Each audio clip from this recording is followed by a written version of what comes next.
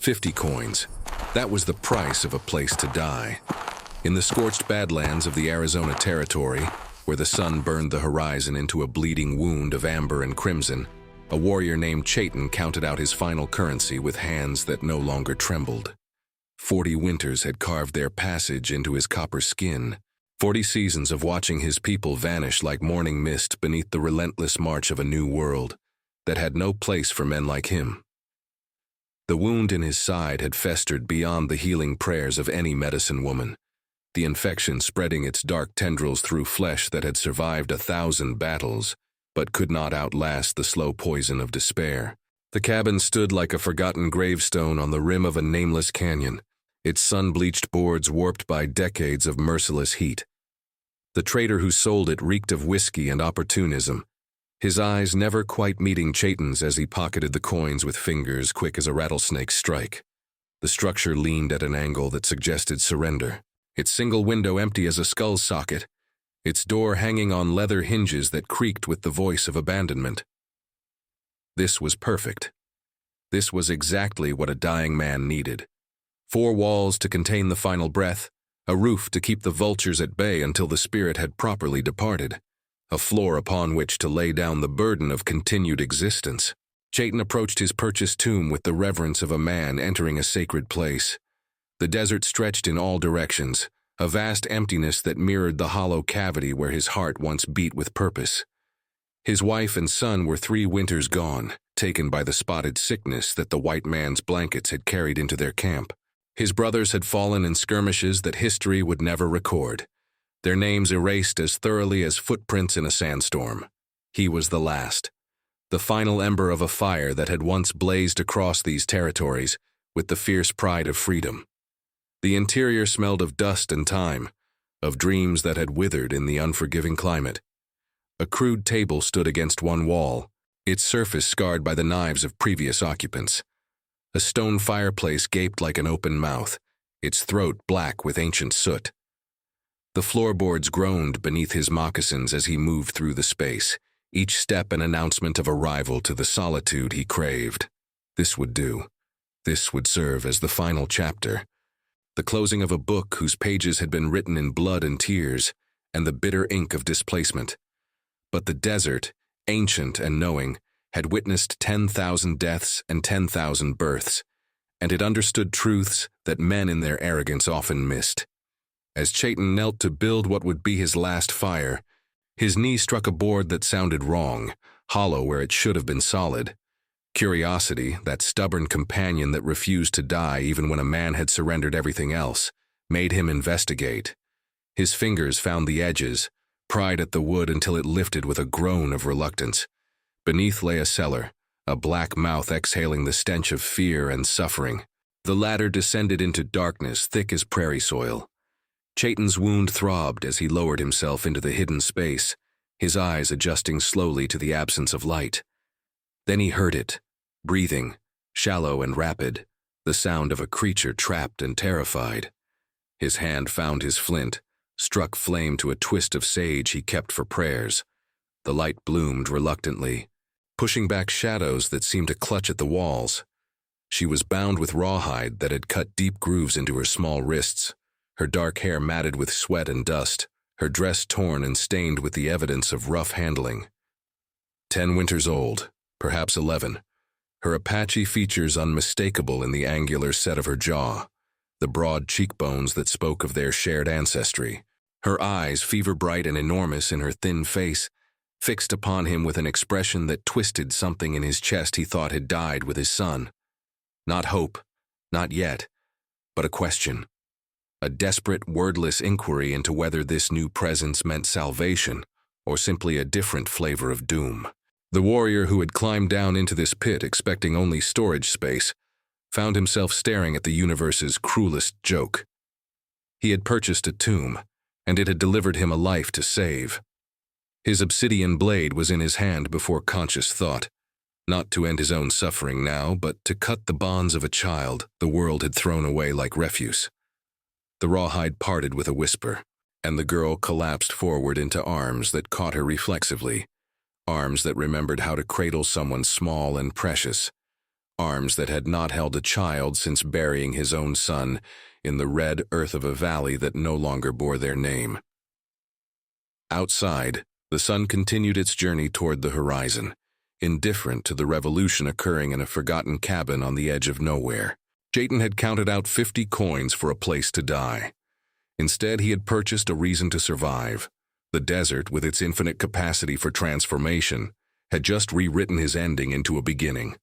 If stories of impossible courage and second chances call to something in your spirit, let your voice join ours in this journey. Share where in this vast world you hear these words, and become part of a community that believes even broken souls can find their way home. The subscribe button awaits your choice. The girl drank water like someone who had forgotten the meaning of enough, her throat working desperately as Chayton held the canteen to her cracked lips. He rationed it carefully, knowing that too much too quickly would send her stomach into rebellion. Knowing this with the certainty of a man who had survived 3 separate desert crossings, where weaker warriors had not. Her name came in a whisper so faint, he had to lean close to hear it. Ilu, meaning full of grace, though there was precious little grace evident in the brutalized child shaking against his shoulder. She had been in that cellar for days, perhaps a week, left to die slowly in the suffocating heat, while whoever had imprisoned her attended to other dark business. The infection in Chayton's wound had worsened with the exertion of the rescue, fresh blood seeping through the poultice he had pressed against it that morning.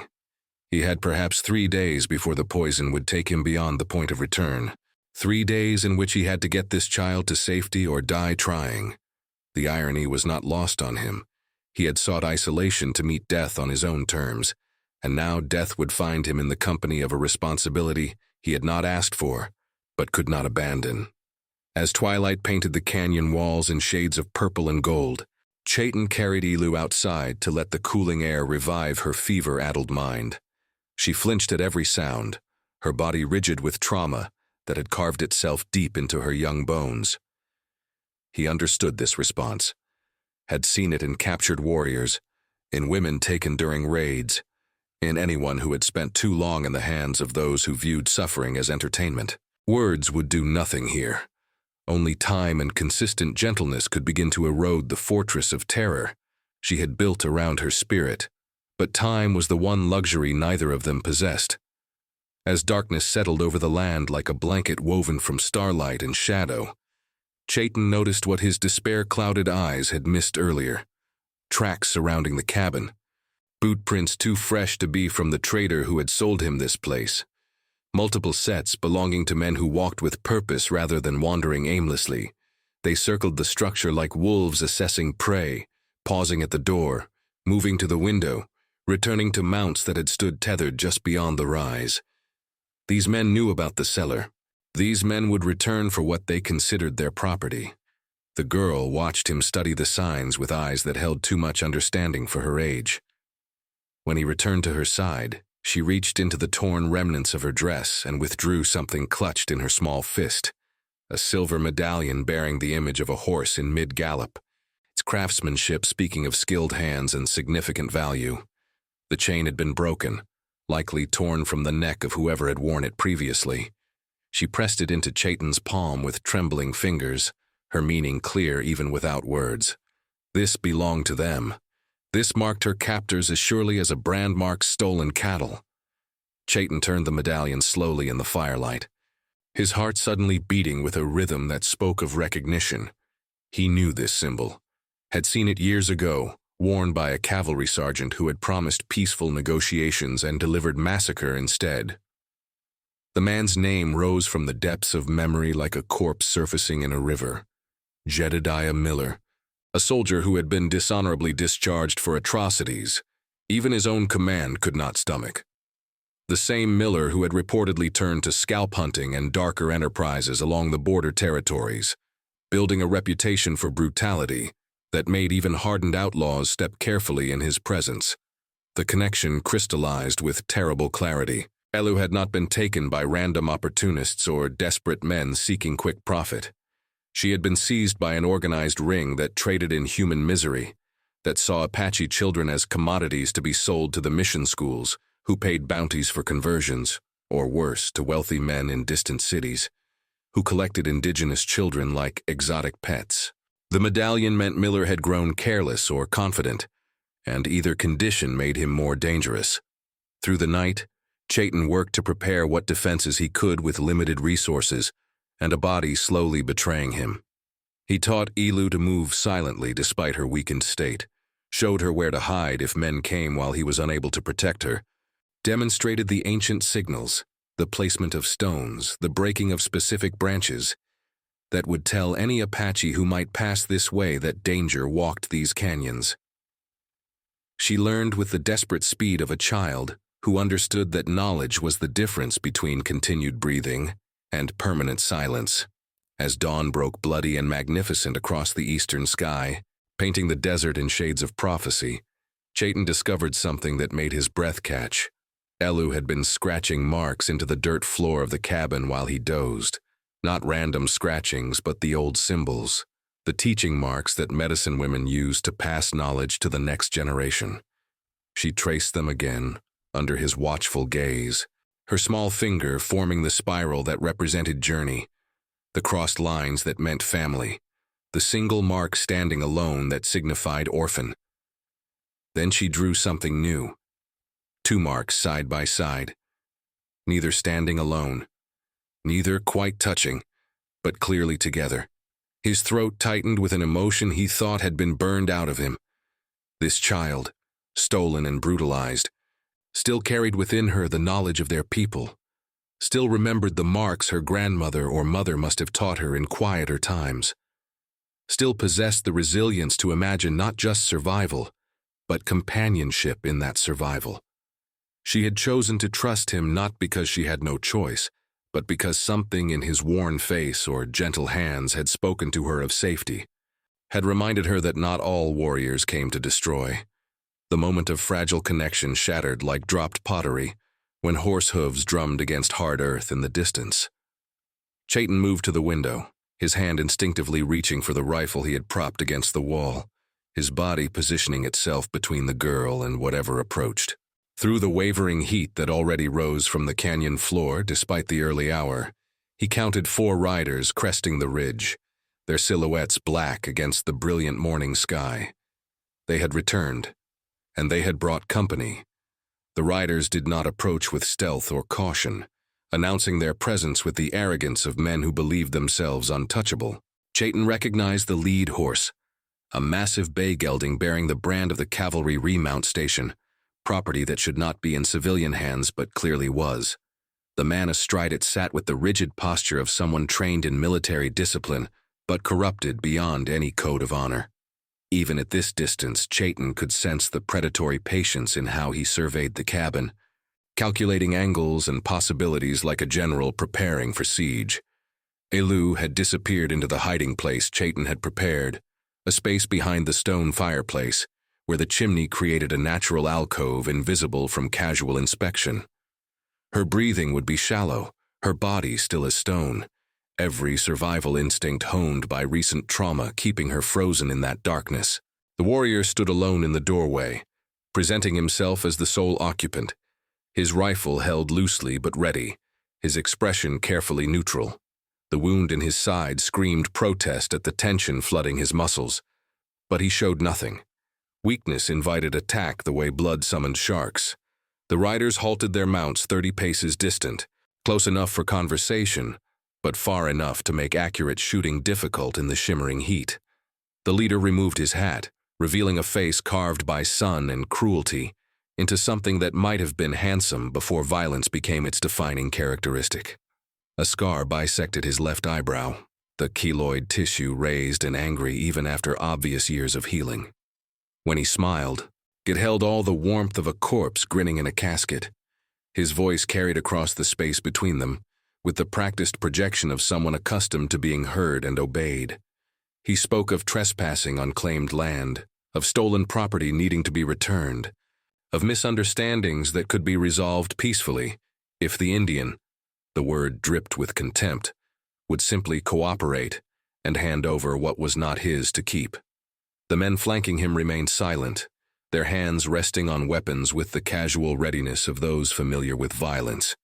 Their eyes swept the cabin constantly, searching for movement, for signs of what they sought, for weaknesses to exploit. Chayton responded in English flawless enough to make surprise flicker across the leader's face. He spoke of legal purchase, of coins exchanged for property, of the right to occupy land that now belonged to him by the white man's own rules of commerce. He mentioned the trader by name, described the transaction with enough detail to establish legitimacy. What he did not mention was the seller, the girl, or the medallion burning in his pocket like a coal of accusation. The standoff stretched across minutes that felt like hours, each man assessing the other's resolve, measuring the cost of escalation. Then one of the riders, younger than the others, with the twitchy energy of inexperience, made the mistake of glancing too obviously toward the cabin's window. The movement was subtle but damning, revealing knowledge of the structure's layout that a stranger would not possess. In that instant, Chayton understood these were the men who had imprisoned Elu, that they knew exactly what lay hidden in the cellar, that they had returned expecting to find either a corpse or a child too weak to have escaped her bonds. What they had not anticipated was an Apache warrior standing between them and their prize. The leader's expression hardened into something deadly, his hand moving toward his pistol with deliberate slowness meant to intimidate. He declared that sunrise would reveal whether the Indian valued his life more than his stubbornness, that they would return with more men if necessary, that this land had no place for savages pretending at civilization. The threat hung in the air like smoke from a signal fire. As the riders withdrew, Chayton noticed something that sent ice through his veins despite the morning heat. The younger man who had glanced at the window wore a bracelet woven from dark hair that matched Elu's in color and texture, a trophy taken from a victim as proof of conquest, or simply as a cruel keepsake. The sight ignited something in Chayton that his approaching death had not managed to extinguish entirely, a fury that burned clean and righteous and utterly unforgiving. Inside the cabin, he coaxed Elu from her hiding place, his hands gentle despite the rage coursing through him. She was shaking so violently her teeth chattered, her eyes enormous and wet with tears she refused to let fall. He knelt before her despite the agony it caused his wound, placed both hands on her thin shoulders, and spoke words in their shared language that he had not used since his son's death. He promised protection with all the ceremony of a blood oath, invoked the names of ancestors who watched from the spirit world, called upon forces that the white men did not believe in, but that were as real as stone and sky to the Apache people. Then he showed her the medallion, and her reaction confirmed what he had already suspected. Her hand flew to her throat where the necklace had been torn away, her face crumpling with a grief that went beyond mere loss of property. This had belonged to her mother, stolen from her body after death, worn by her killer as decoration. The revelation was a desecration beyond words, a violation that added layers of horror to what this child had already endured. But beneath the grief, Chayton saw something else igniting in her eyes, the same fire he felt burning in his own chest.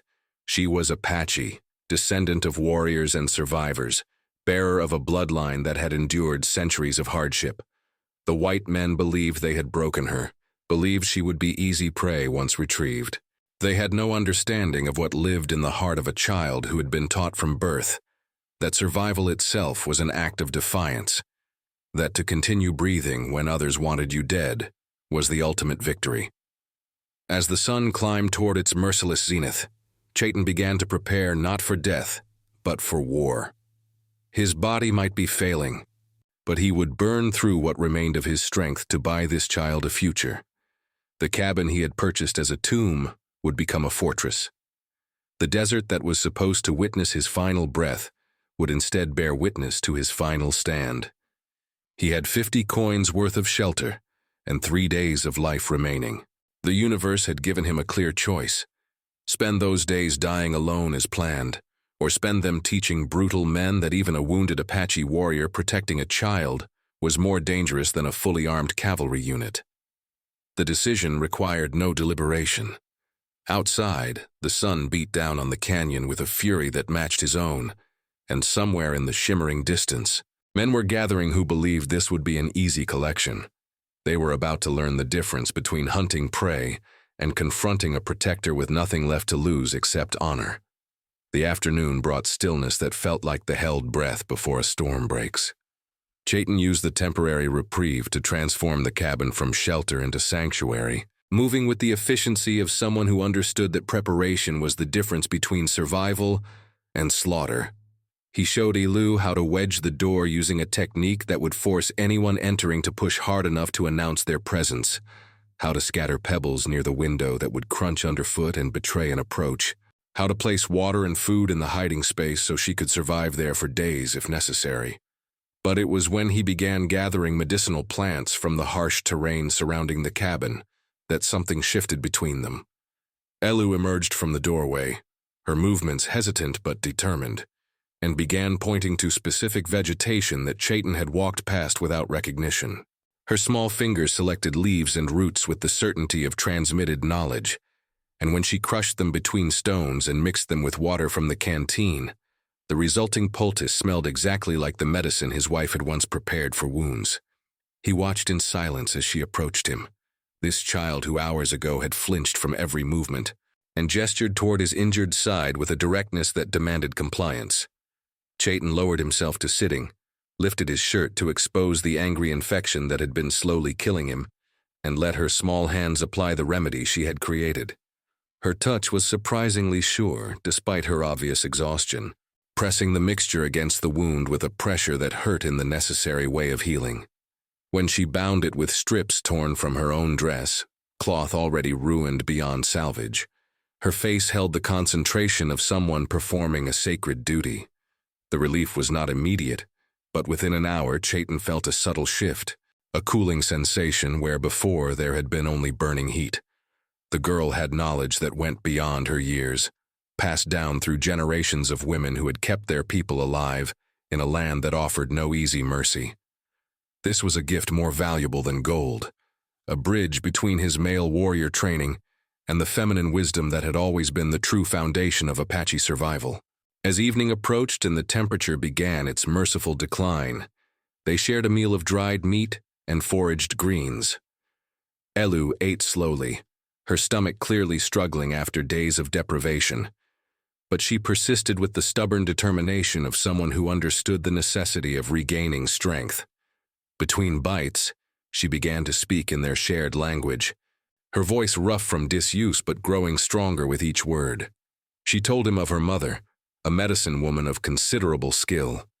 She spoke of her father, a warrior who had died in a raid before her birth. She described her grandmother, who had taught her the plant knowledge, the songs, the stories that kept their culture alive, even as the world tried to erase it. Then she said something that made Chayton's heart stop mid-beat. Her grandmother's name had been Nal Nish, which meant she works with dedication, and she had been the sister of a warrior named Kale, meaning sparrowhawk. Chayton knew that name. Kale had been his uncle, his father's younger brother, killed in a skirmish with Mexican soldiers when Chayton was barely old enough to remember his face. The realization crashed over him like a flash flood through a dry arroyo. This child was not a stranger. She was blood, distant enough that the connection had been severed by time and circumstance, but family nonetheless. The revelation hung between them in the dimming light, heavy with meaning that transcended mere coincidence. The desert had not randomly delivered this child to his doorstep. The spirits had guided her to the one person left alive who shared her lineage, who would recognize the duty of kinship and defend her with the ferocity that family demanded. She was not just an orphan needing rescue. She was the continuation of his line, the living answer to his belief that he was the last. Elu seemed to understand the weight of this discovery without needing explanation. She moved closer to where he sat, not quite touching but near enough that he could feel the warmth of her small body, and together they watched the stars emerge like holes punched in the fabric of night. For the first time since his wife and son had died, Chayton felt something other than the gray numbness of grief. It was not happiness, not yet, but it was the absence of despair, which in his current circumstances might as well have been a miracle. He began to teach her in the way his father had taught him, through stories that carried lessons embedded in their narratives. He spoke of the coyote who thought himself clever, but was always outwitted by creatures smaller and supposedly weaker. He recounted the tale of the mountain that learned patience by watching water slowly carve canyons through solid stone. He shared the legend of the first warrior woman, who had proven that courage lived in the heart rather than in the strength of arms. Elu listened with an attention that bordered on hunger, absorbing not just the words but the rhythm and cadence of oral tradition, the way knowledge was preserved and passed forward. As full darkness settled over the canyon, Chayton found himself speaking of his own family, of his wife's laugh that had sounded like water over stones, of his son's fierce pride in mastering the bow at an age when most boys were still struggling with coordination. The words came easier than he expected, as if Elu's presence had unlocked something frozen inside him. She listened without interruption, her dark eyes reflecting starlight, her face showing understanding that went beyond her years. The moment of peace was fragile as spider silk, and both of them knew it. But for this brief span of hours, they were not a dying warrior and a traumatized child hunted by violent men. They were family, bound by blood and circumstance, finding in each other a reason to fight for tomorrow. The cabin around them felt less like a tomb and more like a home, its weathered walls sheltering something precious that needed protection. The fire burned low in the hearth, painting their faces in shades of amber and shadow. Outside, a coyote called to the moon with a voice ancient and eternal. The desert, vast and indifferent to human drama, nevertheless seemed to hold them in a pocket of safety that would last only until dawn broke across the eastern horizon. Then the safety shattered like glass struck by a stone. The first sound was hoofbeats, many of them, approaching from multiple directions in a pattern that spoke of coordinated strategy rather than random arrival. Chayton was on his feet in an instant, his rifle in his hands, his body already moving to position himself between Elu and whatever was coming. Through the window he counted torches, at least a dozen, held by riders who formed a loose perimeter around the cabin. They had brought enough men to overwhelm any defense, enough firepower to reduce the structure to splinters and ash. The voice that called out through the darkness belonged to the scarred leader from that morning, but now it held no pretense of negotiation. He spoke of fire and blood, of ways to die that were quick versus ways that took hours, of a child who was worth more alive but could be settled for dead if necessary. He gave them until sunrise to surrender, declared that mercy was still possible, but only for the next few hours, promised a swift end if they complied, and a lingering horror if they resisted. Chayton said nothing in response, refusing to give them the satisfaction of fear or defiance. Instead, he extinguished the fire, plunging the cabin into darkness that would make them harder targets. He guided Elu to her hiding place one more time, pressing into her hands the medallion and his own knife, the obsidian blade that had been his father's and his grandfather's before that. She understood without words that these were not just objects but symbols of trust, declarations that he believed she would survive even if he did not. As he took up his position by the window, rifle braced and ready, Chayton felt something he had not experienced in 3 years, purpose burning bright enough to rival the torches surrounding his sanctuary. The desert that was supposed to receive his bones would instead receive the bones of men, who had forgotten that wounded animals were the most dangerous. Dawn would reveal whether an Apache warrior defending his bloodkin could stand against superior numbers and firepower. But regardless of the outcome, the men outside would learn that some prizes cost more than they were worth, and that threatening a child in the presence of her family was a mistake, measured in blood and screaming, and regret that came far too late to matter. The night settled into tense waiting, predators circling prey that refused to behave like a victim.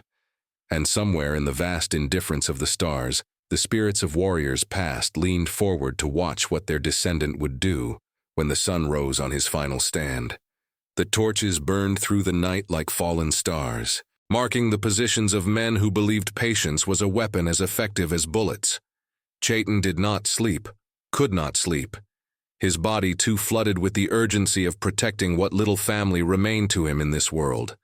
The poultice Elu had prepared for his wound had worked some subtle magic, The burning infection cooled to a manageable ache that let him move without the fog of fever clouding his thinking. It was a gift measured in hours of clarity, in the ability to strategize rather than simply endure. In the darkness, he moved through the cabin with the silence of smoke, gathering what few resources might serve as weapons or defenses. The table could be overturned to provide cover. The door reinforced with items that would make it harder to breach, the water barrel positioned where Elu could reach it from her hiding place. He worked with the methodical focus of someone who understood that survival often came down to small preparations executed with care, to thinking 3 moves ahead, like a chess player facing an opponent with more pieces on the board. As the first gray light of false dawn began to paint the eastern horizon, movement in the encircling camp suggested their deadline was approaching. The riders began to stir, checking weapons and tightening cinches on saddles, preparing for whatever assault they believed would be necessary. Chayton counted them again in the growing light. 13 men, too many for one warrior to overcome through direct confrontation, too organized to pick off individually without exposing himself to concentrated fire. The mathematics of violence were clear and unforgiving. Then something changed the equation in a way that made his breath catch. From the northwest, moving slowly along the canyon rim, came a horse and rider approaching the siege camp rather than the cabin. Even at a distance, Chayton could see this was no reinforcement for the attackers. The rider sat wrong, the posture suggesting a woman rather than a man, and the horse moved with the careful deliberation of an animal that knew every rock and crevice of this terrain. As she drew closer, the first rays of true sunrise illuminated her face, revealing features weathered by desert sun, but holding a determination that matched the set of her shoulders. She rode directly into the camp with a boldness that bordered on reckless, her arrival causing confusion among men who had not expected an audience for their violence. Chayton recognized her from occasional encounters at the distant trading post, Sarah Jenkins, a widow who ran a small homestead carved from the unforgiving land through sheer stubbornness and skill. Her husband had died 2 winters past, leaving her with land she refused to abandon despite the isolation and danger. The men surrounding the cabin knew her too, their body language suggesting a wariness born from previous encounters that had not gone in their favor. Her voice carried across the canyon with surprising strength, demanding to know what business brought so many armed men to harass a peaceful homestead in violation of territorial law. She spoke of the marshal in the distant town, of legal remedies for grievances, of consequences that would follow if violence was committed under circumstances that suggested premeditated murder rather than legitimate enforcement. The words were delivered with the precise diction of someone educated beyond what her rough clothing suggested, reminding the men that witnesses could be dangerous things, that not all frontier dwellers were ignorant of the legal frameworks that supposedly governed civilized behavior. The scarred leader approached her with false courtesy, his tone suggesting he viewed her interruption as an annoyance rather than a true obstacle. He spoke of reclaiming stolen property, of an Indian harboring a runaway that belonged under proper supervision, of situations that did not concern respectable white women. But Sarah Jenkins did not retreat or soften. Instead, she maneuvered her horse between the siege line and the cabin, physically interposing herself in a way that would make any assault visible to her testimony. She declared her intention to remain until this matter was resolved through proper channels, rather than through the sort of frontier justice that created more problems than it solved. The standoff had shifted from a simple matter of overwhelming force against a single defender to something more complex, with a witness whose respectability and legal standing complicated the narrative the attackers had constructed. Chayton watched from his position by the window, understanding that this woman was taking enormous risk for people she barely knew, standing against men who would not hesitate to eliminate her, if they believed they could do so without consequences. Her presence suggested something about the character beneath the weathered exterior, a code of decency that existed independent of racial prejudice or self-preservation. The leader turned away from Sarah with barely concealed fury, his hand signals to his men suggesting plans that did not include immediate assault. They mounted their horses with movements sharp as violence deferred rather than prevented. riding out in a loose formation that maintained the perimeter while creating distance from the witness who had complicated their simple plan. But they did not depart entirely. Instead, they established camp positions on the surrounding ridges, settling in for what was clearly intended to be a longer siege. The message was clear. They would wait for the woman to leave, for vigilance to falter, for opportunities to present themselves through patience rather than direct confrontation. Sarah remained mounted near the cabin's entrance, her eyes sweeping the terrain with the practiced assessment of someone who read landscapes the way others read books. When she spoke, her voice was pitched to carry only to the cabin, asking if the occupants needed water or medical supplies, offering assistance with a directness that suggested she expected no deception. Chayton hesitated, weighing the danger of revealing Elu's presence against the potential value of an ally, who clearly possessed both courage and resources. The decision was taken from him when Elu emerged from her hiding place and appeared briefly at the window, her small face pale but resolute, her presence answering the question of whether there truly was a child needing protection. Sarah's expression shifted through surprise to understanding, to a hardened resolve that suggested she had just committed herself to a course of action without reservation. She dismounted with the ease of someone who had spent a lifetime in the saddle, tied her horse to the porch rail, and walked toward the cabin door as if entering hostile territory was something she did every morning before breakfast. Inside, the three of them formed an unlikely triangle, an Apache warrior preparing to die defending his kin, a white widow who had chosen principle over safety, and a traumatized child who represented everything worth fighting to preserve. Sarah assessed the situation with quick efficiency, her eyes taking in the makeshift fortifications, the positioning of supplies, the evidence of preparation for extended siege. When she spoke, it was with the matter-of-fact tone of someone discussing weather, rather than potential violence. She explained that her homestead had supplies they would need, that she could provide cover for a strategic withdrawal if they moved quickly, that staying in this location guaranteed eventual overwhelming force. Chayton listened while weighing possibilities and risks, his mind calculating angles and probabilities with the clarity that Elu's medicine had restored. Sarah Jenkins was offering them survival at great cost to herself, understanding that harboring an Indian and a wanted child would make her an enemy of dangerous men.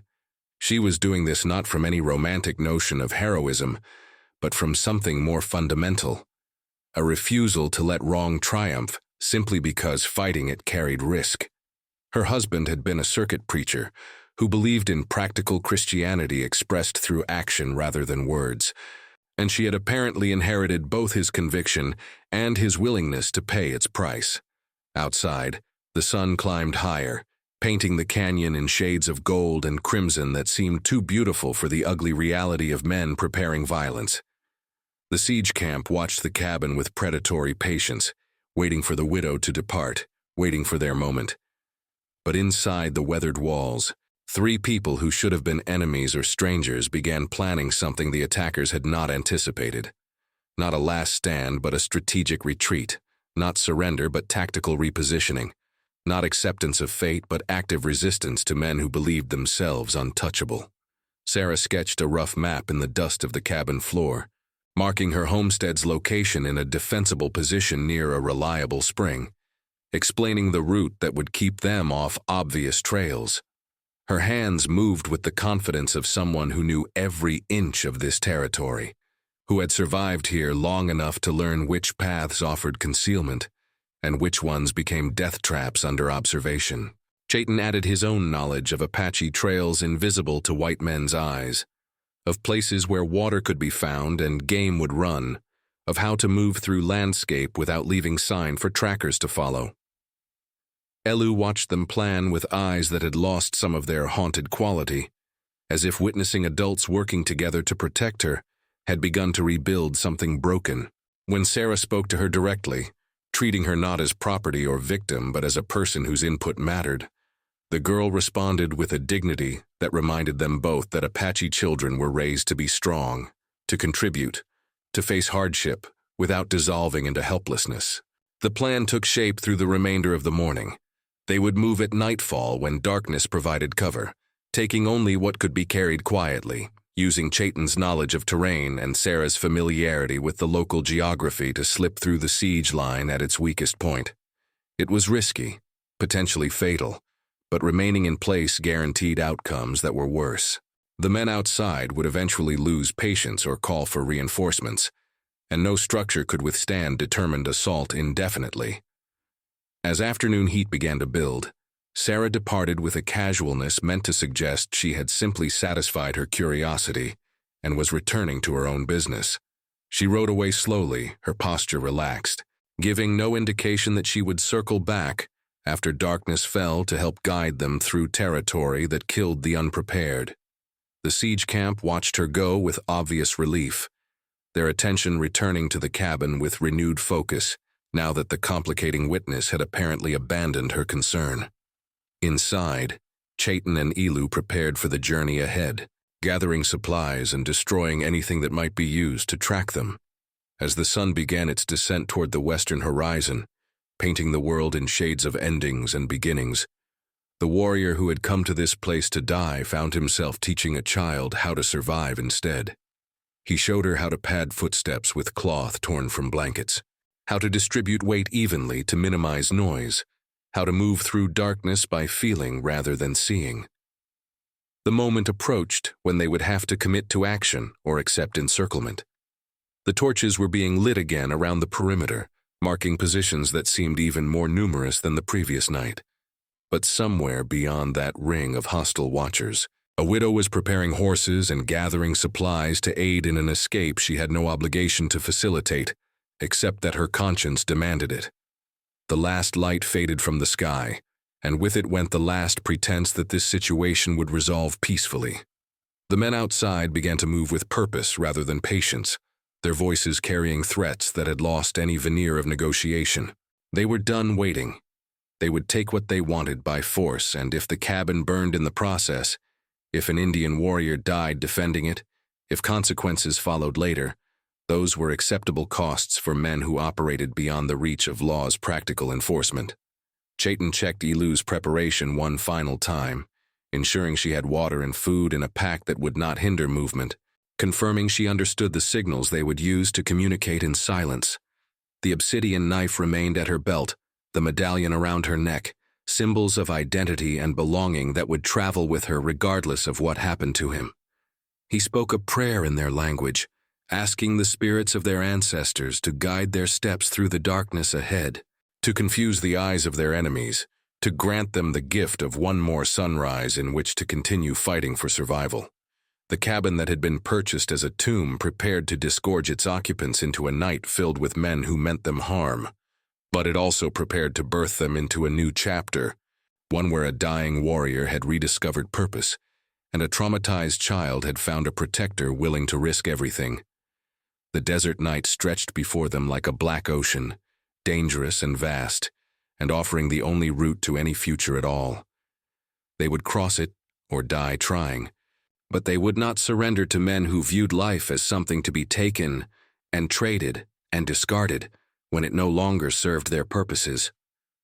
The stars emerged like witnesses to the plan taking shape in the darkness, their light insufficient for easy seeing, but enough to remind those who looked up that the universe watched all things with equal indifference. Chaitin waited until the moon had climbed high enough to cast deep shadows, creating pockets of darkness between the pools of torchlight that marked the positions of their besiegers. The timing had to be precise. Too early and the sentries would be alert. Too late and exhaustion would make the journey ahead even more treacherous than it already promised to be. He moved to Elu's hiding place one final time, finding her already prepared, her small pack secured and her breathing controlled, despite fear that showed in the tightness around her eyes. He placed his hand on her shoulder, feeling the bird-fragile bones beneath his palm, and spoke words in their language that his father had spoken to him before his first raid.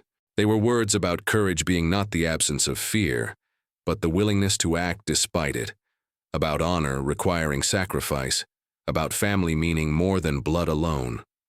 She nodded, understanding, her jaw set with determination that seemed too old for her years but was necessary for what lay ahead. The first part of the escape unfolded with agonizing slowness. Chayton removed a board at the rear of the cabin with the patience of water-eroding stone, each movement measured to produce no sound that would alert the watchers beyond.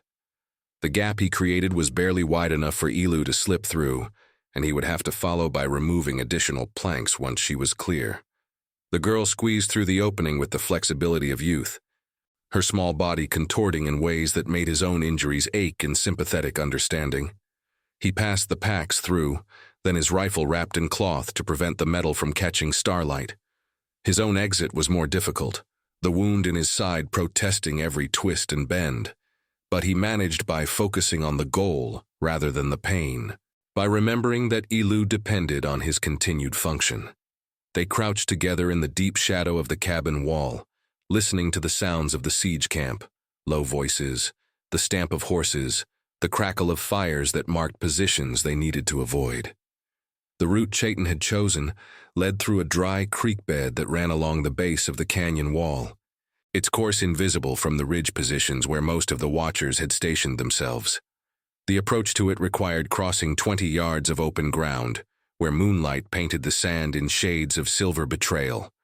They moved during moments when clouds drifted across the moon, when darkness deepened briefly, before being replaced by illumination that would reveal their flight. Each crossing was a held breath, each patch of shadow a temporary sanctuary, each sound potentially the one that would bring disaster crashing down around them. Elu proved to be more skilled at silent movement than Chayton had dared hope, her small feet finding purchase that made no noise, her body low to the ground in ways that broke up her silhouette.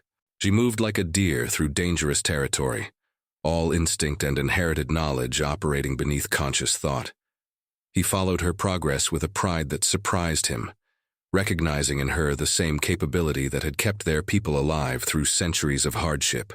They reached the creek bed without discovery, dropping into its embrace with relief that was tempered by understanding that this was merely the first obstacle overcome, among many that remained.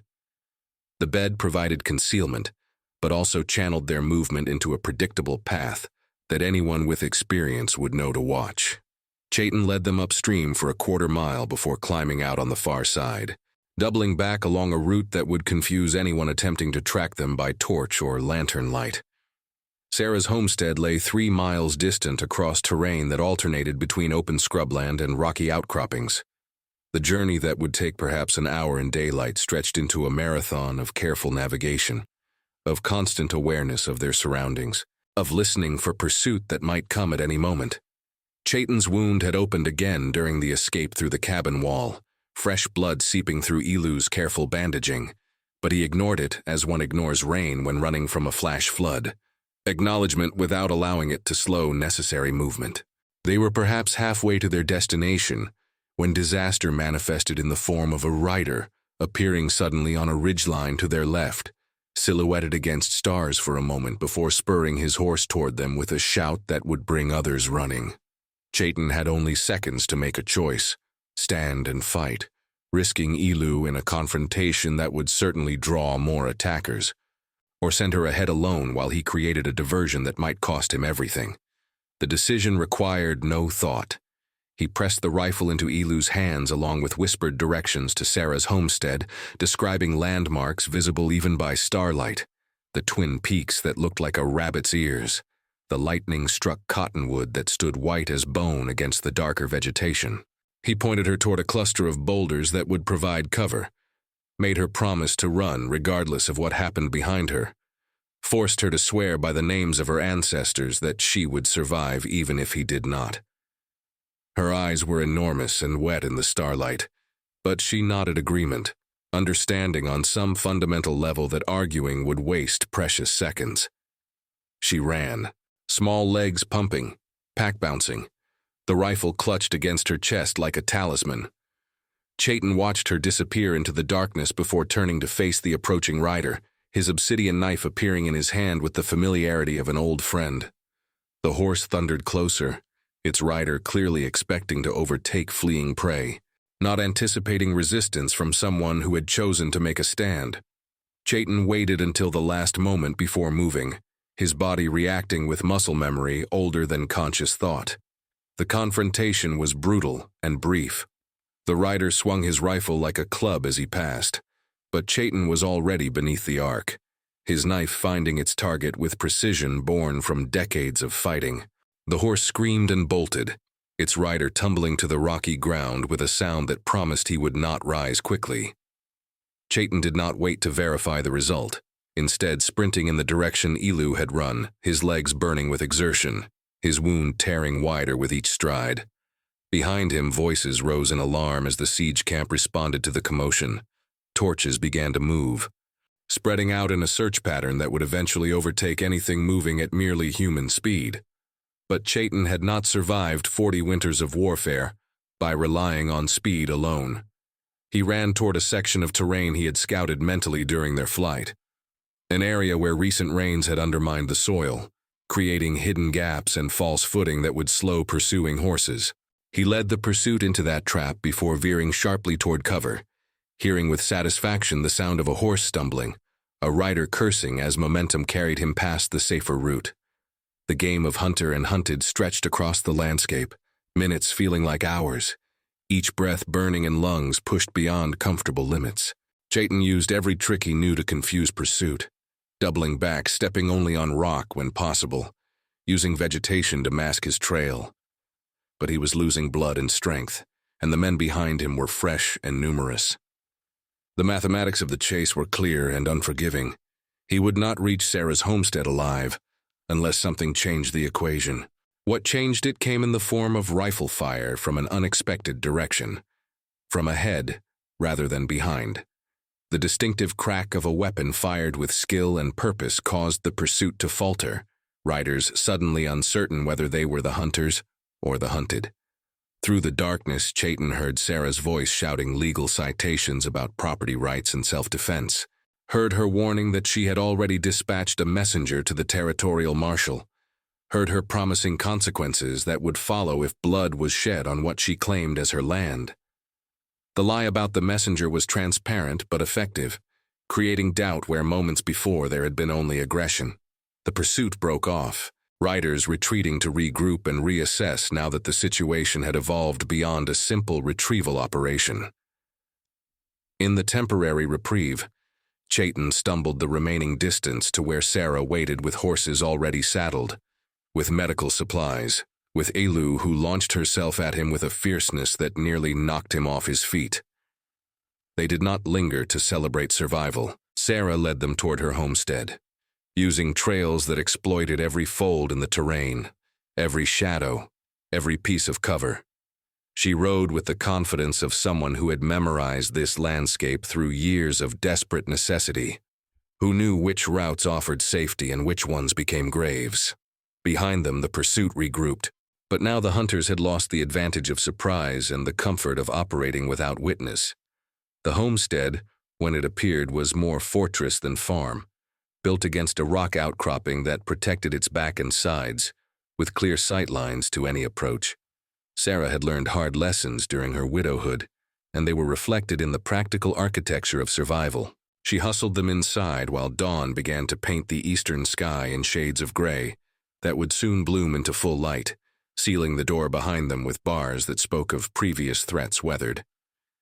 Inside, she went to work on Chaitin's wound with the efficient brutality of someone who had tended injuries before, cleaning and stitching while he bit down on leather to keep from crying out. Elu watched with eyes that absorbed everything, learning through observation how to care for trauma, how to be useful in crisis, how to transform fear into productive action.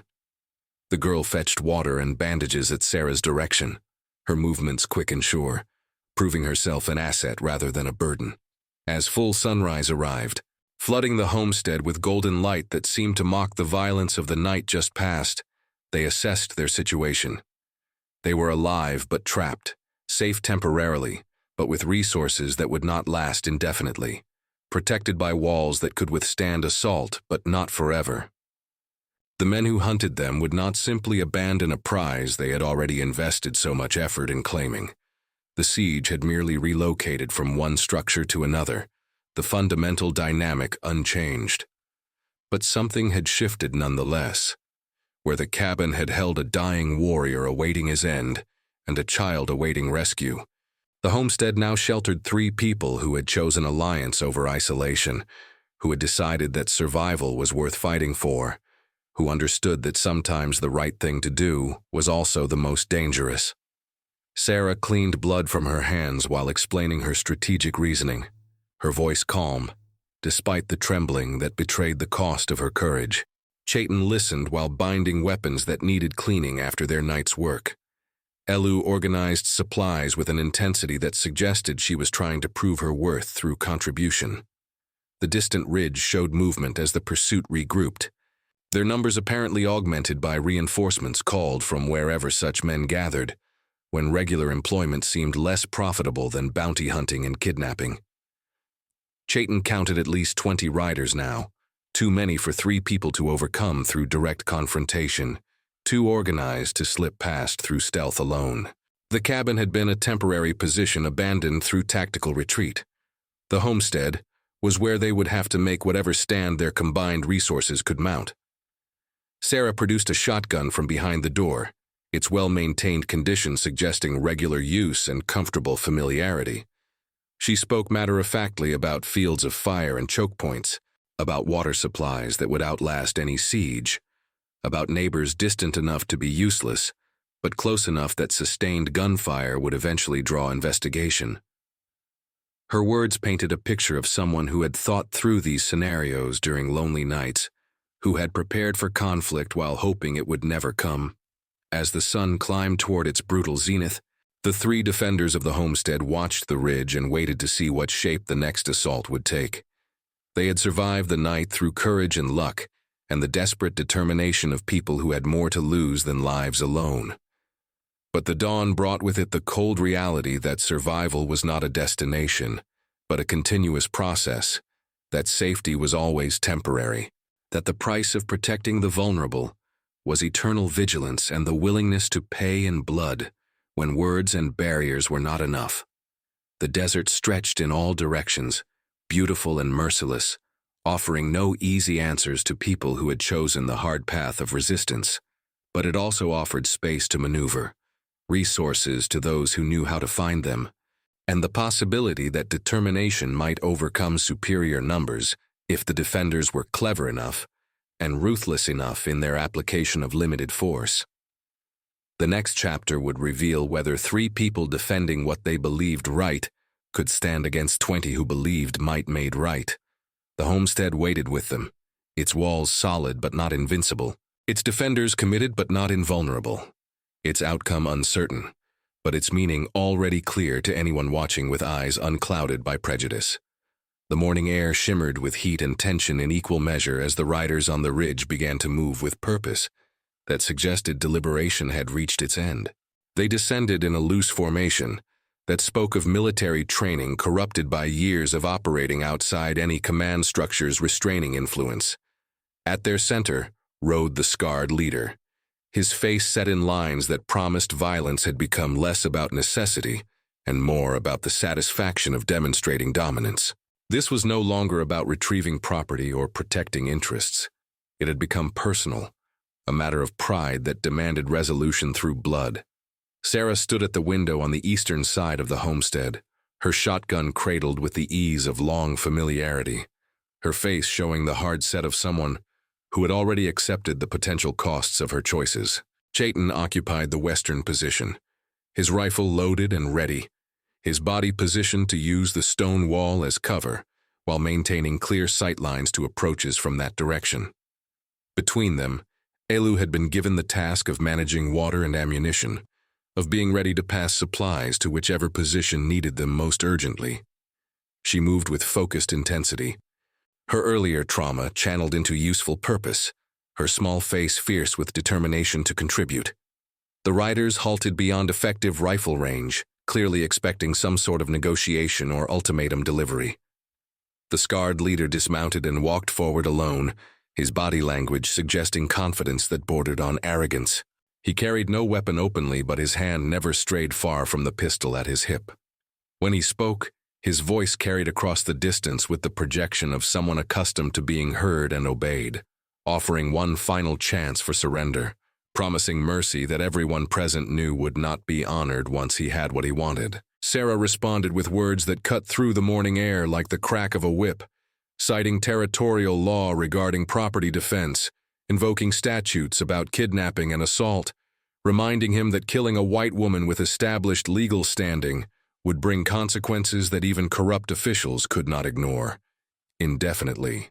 Her voice held steady despite the trembling Chayton could see in her hands, her courage all the more remarkable for being exercised despite obvious fear rather than in its absence. The leader's face twisted into something ugly, his thin veneer of civility cracking to reveal the violence beneath. He gestured sharply to his men, a signal that needed no interpretation. The assault would come now, immediately, with all the force they could bring to bear. The time for words had ended, and the time for blood had arrived with the inevitability of a storm that had been gathering on the horizon.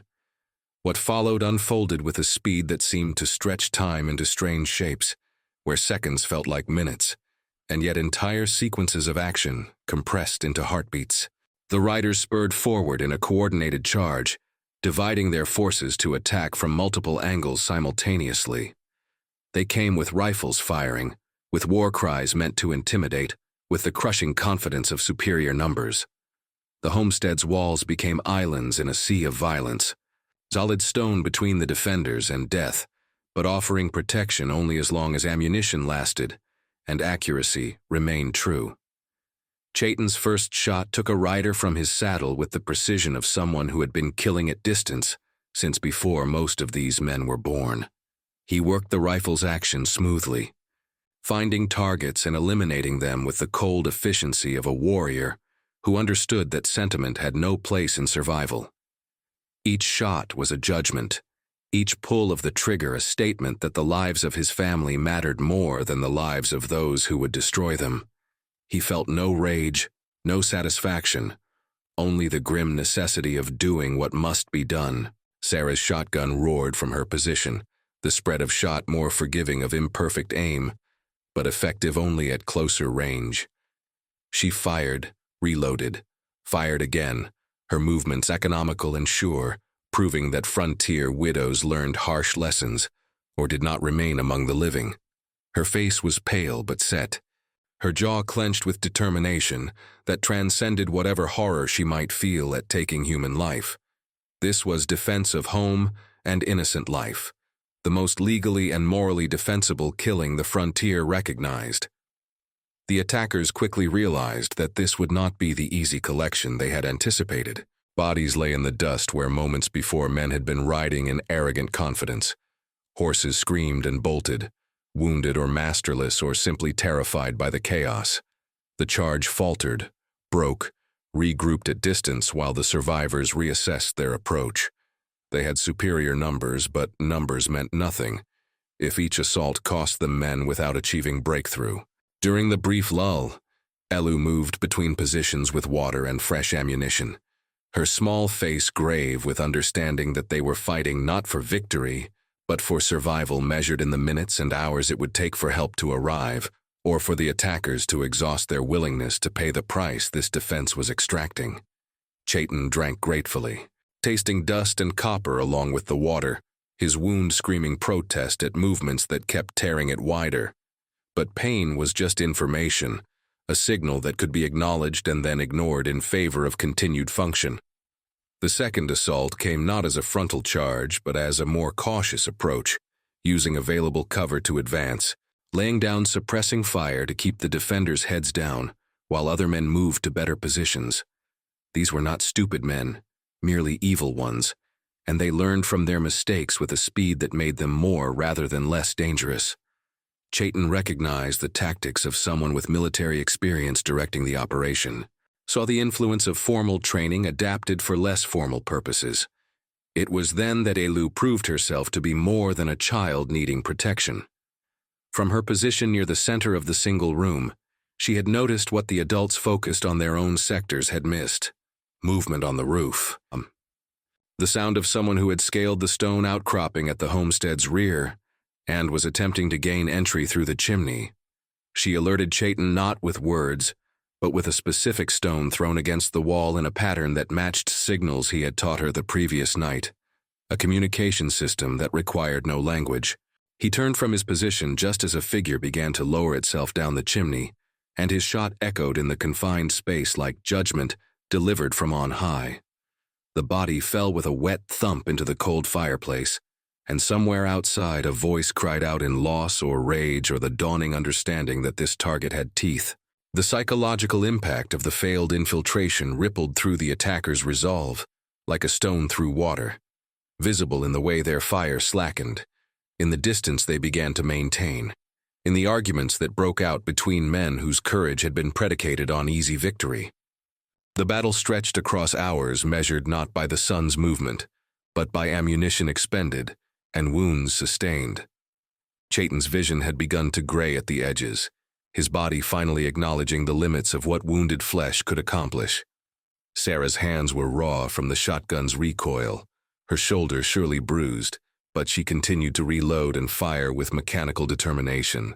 Elu had organized the remaining supplies with an efficiency that spoke of intelligence applied to immediate survival, had managed to fashion additional bandages from torn cloth, had even prepared food that none of them wanted, but all of them needed.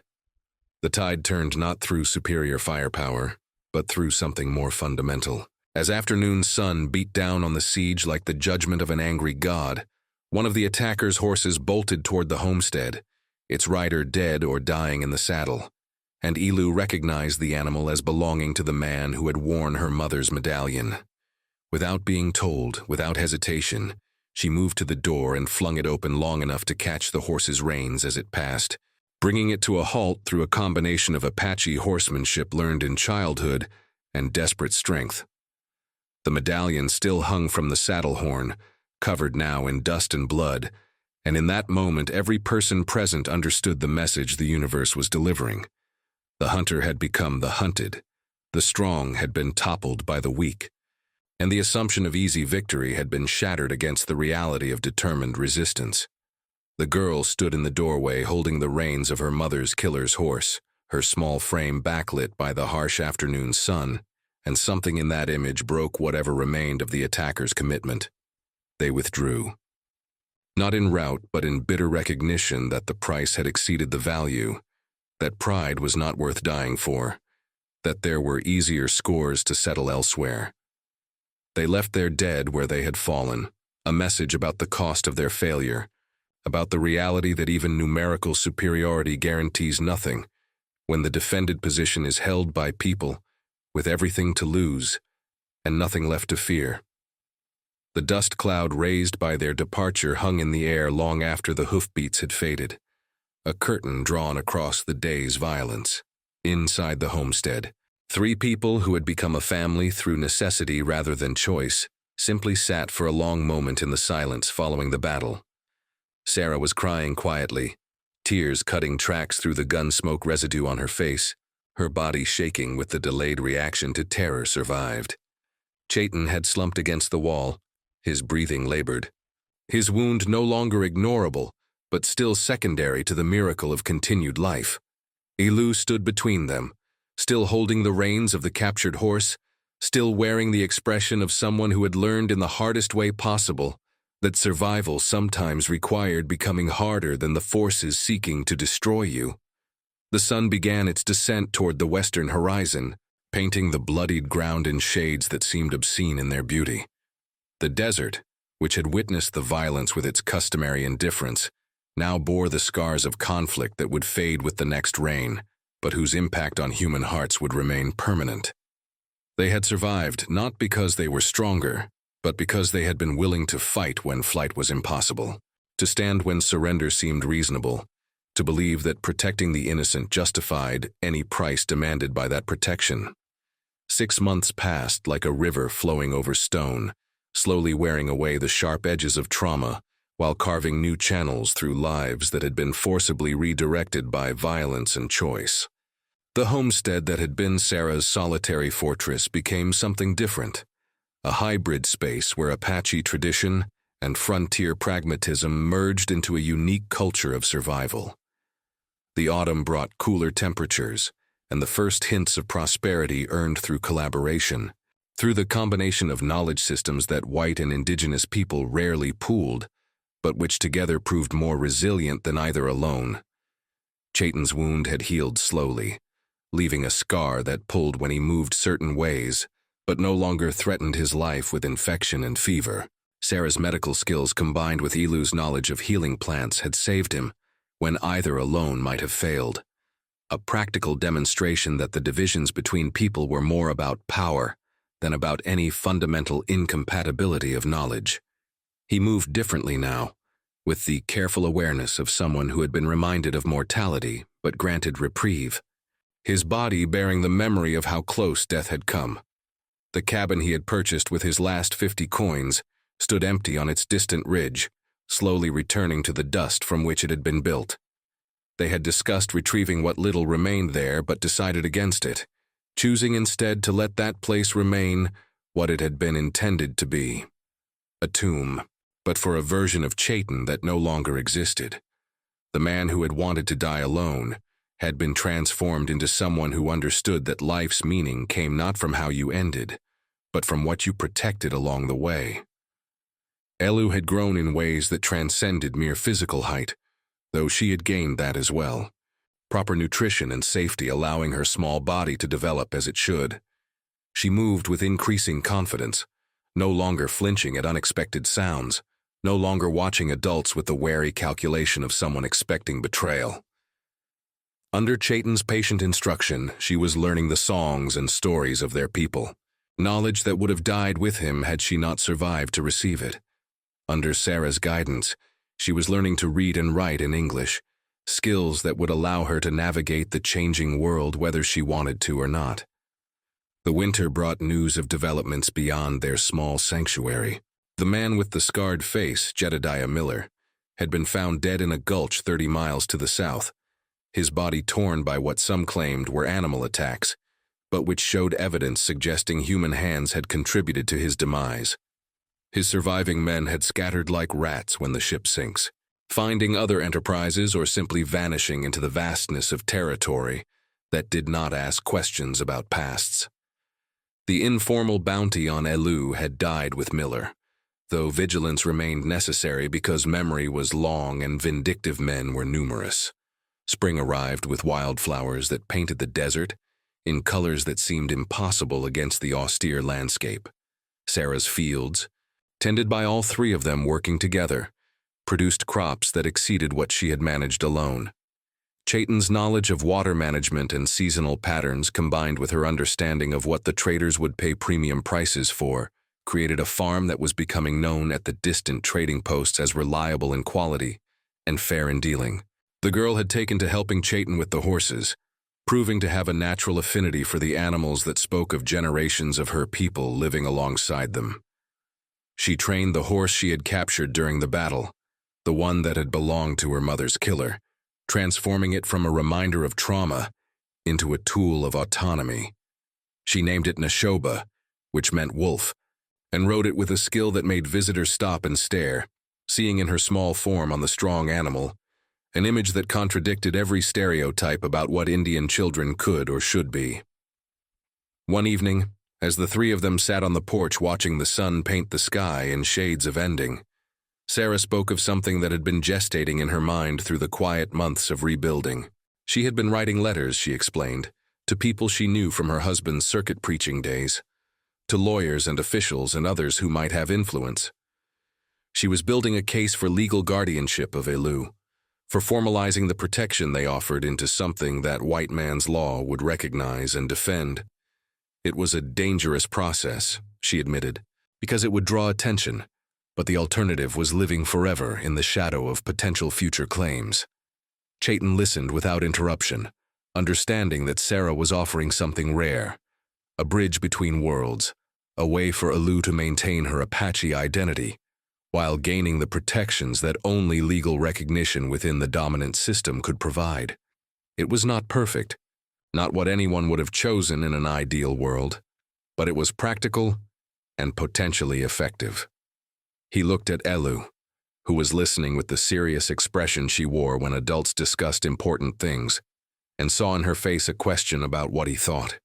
He spoke then of his original plan, of coming to this land to die, of the 50 coins that were supposed to purchase a grave, but instead had bought a resurrection. He told them that he had believed his line was ending, that the last warrior of his family would leave no legacy except dust and forgotten stories. But the spirits, he explained in a voice rough with emotion, had understood better than he did what was needed. They had placed Elu in his path not just to save her life, but to save his, to remind him that survival meant passing forward what you had learned, that family was defined by choice as much as blood, that home was built through shared struggle rather than inherited claim. Sarah's legal petition succeeded in early summer, aided by testimony she had gathered from traders who knew her character, and by the convenient absence of anyone willing to publicly contest her claim, given the whispered stories about what had happened to those who had tried to take Elu by force. The paperwork meant little in practical terms. Nothing fundamental changed in their daily existence, but it created a shield against future legal challenges and established a framework that recognized Elu's right to exist in the space between cultures without being fully claimed by either. The day the documents arrived from the territorial capital, Chaitin took Elu to a sacred place he had found in the canyons beyond the homestead, a spring hidden among red rocks where pictographs made by ancestors, centuries dead, still decorated the walls. He spent the afternoon teaching her to read the ancient symbols, explaining their meanings, passing forward knowledge that might otherwise have died with his generation. She absorbed it all with the hunger of someone who understood that identity was built from these small pieces of transmitted culture, that being Apache meant carrying forward particular ways of seeing and being in the world. As the sun set that evening, turning the canyon walls into panels of living flame, Chaitin performed a ceremony he had not done since his son's death, the blessing of a child entering their adult path, the recognition that Elu was no longer simply a girl needing rescue, but a young woman beginning to understand her place in the world's complex web. He painted marks on her forehead with clay mixed from the spring's mud, spoke words in their language that acknowledged her mother's line, and her father's line, and the warrior line he represented. He gave her a new name to carry alongside the one she had been given at birth, Nalehi, which meant gift from the gods, because that was what she had been to him. They returned to the homestead as stars emerged overhead, finding Sarah waiting with a meal prepared, and the kind of quiet smile that spoke of satisfaction in watching good things unfold. The three of them ate together as they had countless times before, but with a subtle shift in the air, an acknowledgement that they had transformed from people thrust together by circumstance into something more deliberate, more chosen, more permanent. The seasons continued their eternal rotation, each bringing its own challenges and small victories. There were difficult moments, times when Elu woke screaming from nightmares about her captivity, times when Chaitin's wound ached with coming weather and reminded him of mortality, times when Sarah faced subtle or overt hostility from other settlers, uncomfortable with her choices.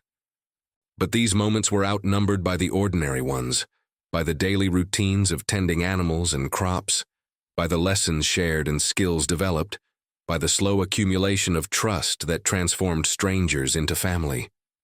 Word spread through the scattered communities about the unusual household, the Apache warrior who had survived when he should have died, the white widow who had chosen principle over safety, the Apache girl who was learning to walk between worlds with grace. Some spoke of them with contempt, others with grudging respect, but none could deny that they had carved out a space of existence in a land that offered few such spaces, that they had created something new from the collision of cultures that usually produced only destruction. As another winter approached, bringing with it the anniversary of the day Chaitin had climbed down into that cellar and found Elu bound and terrified, they marked the occasion not with mourning, but with celebration. Chaitin had lived to see another season, defying his assumption that death was imminent. Elu had transformed from a traumatized child into a young woman learning to navigate complexity with increasing skill. Sarah had proven that conviction could survive trial, that choosing the harder right over the easier wrong could produce outcomes worth the cost. The homestead stood solid against the winter wind, its walls sheltering a family that no law or convention would have predicted, its hearth warming people who had found in each other what the world tried to deny them, belonging, purpose, and the understanding that survival meant more than simply continuing to breathe. It meant passing forward what you had learned, protecting what was vulnerable, and refusing to accept that the divisions between people were more important than their shared humanity. The desert stretched in all directions, as it always had and always would, beautiful and merciless and infinite in its capacity to transform those who learned to read its lessons. Chaitin had come here seeking an ending, and found instead a beginning, discovered that sometimes the universe's cruelest jokes contained its deepest mercy, learned that 50 coins could purchase not death but life if the person spending them was willing to receive the gift being offered. In the evenings, when the three of them sat together and watched the stars emerge like promises being kept by an indifferent cosmos, they sometimes spoke of the future, of whether Elu would choose to seek out other Apache people or continue to navigate the complicated space between worlds, of whether Chaitin's knowledge would be passed to others beyond their small family, of whether Sarah's example would inspire other settlers to see indigenous people as neighbors rather than obstacles. But mostly they simply existed in the present, grateful for breath and shelter, and the peculiar miracle of finding family in the most unlikely places. The cabin on its distant ridge continued its slow return to dust, unoccupied and unremarked, serving now as only what it was meant to be, a place where one version of a man's story ended so that another could begin. The 50 coins that had changed hands were long spent, dispersed into whatever economy absorbed such transactions, but their value had proven to be measured in something other than currency. They had purchased not square footage of shelter, but rather the intersection of fates, the collision of paths that transformed everyone involved into something they had not been before. And on quiet nights when the wind carried sounds that might have been voices or might have been only imagination, Chaitin sometimes heard what he swore were his wife and son speaking approval from whatever place spirits went when bodies failed. Not speaking of his actions during battle or his courage under siege, but simply acknowledging that he had chosen life over death, had accepted responsibility over isolation, had understood that the greatest warrior's deed was not conquest, but protection, not taking life but preserving it, not seeking glorious ending, but accepting unglamorous continuation. The desert accepted their presence with its usual indifference, neither blessing nor cursing their choice to exist in this way in this place. It simply was, as they simply were, all of them bound together by needs and choices, and the strange alchemy that transforms necessity into belonging when people decide that survival is worth fighting for, and that family is built from will as much as from blood. The story that had begun with a man seeking death concluded with 3 people choosing life, proving that even in the harshest landscape, even against the most determined opposition, even starting from the darkest despair, it was possible to build something worth defending, something that justified all the pain required to create it. The sun set on another day in their shared existence, painting the sky in shades that promised tomorrow would arrive regardless of whether anyone felt ready for it. And inside the homestead walls, 3 people who should have been enemies or strangers prepared for sleep, with the quiet satisfaction of those who have fought for what they love and found it worth every scar earned in its defense. This journey through impossible odds and unexpected grace has reached its conclusion, but every ending is merely a beginning, seen from a different angle. If this story stirred something in your heart, share with us where in this vast world you heard these words.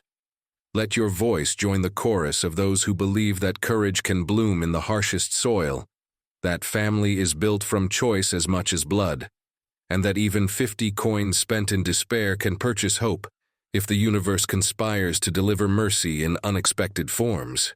The subscribe button awaits your commitment to journey with us through more tales of survival, transformation, and the peculiar grace that emerges when people refuse to surrender to circumstances designed to break them.